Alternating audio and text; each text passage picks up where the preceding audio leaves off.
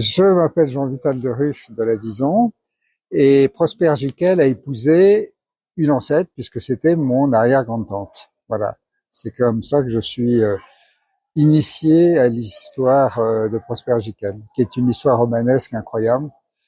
Et pour donner une comparaison, je comparais un petit peu à Laurence d'Arabie, toute proportion gardée.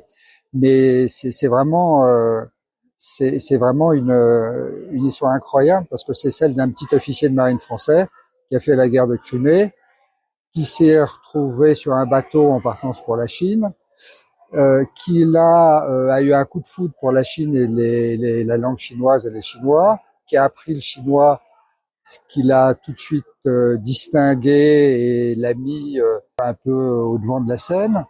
Il s'est trouvé qu'il est devenu le chef des douanes de Ningbo, qui était un des comptoirs par lequel les denrées occidentales pouvaient rentrer en Chine, donc une visibilité.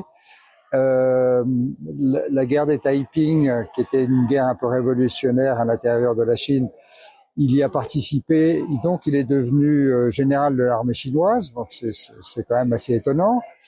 Le vice-roi, donc le gouverneur de la province du Fujian, l'a repéré et lui a demandé, sur la demande de l'empereur de Chine, de créer une université et éventuellement un arsenal pour construire des navires de guerre.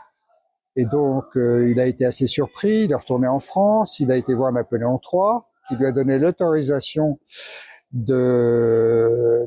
effectivement de recruter des scientifiques français, des constructeurs de bateaux, hein, dans tous les corps de métier. Il est reparti là-bas, il a donc créé cette première université chinoise, scientifique chinoise, il a créé le chantier naval, enfin il a participé, hein, il a été le dirigeant.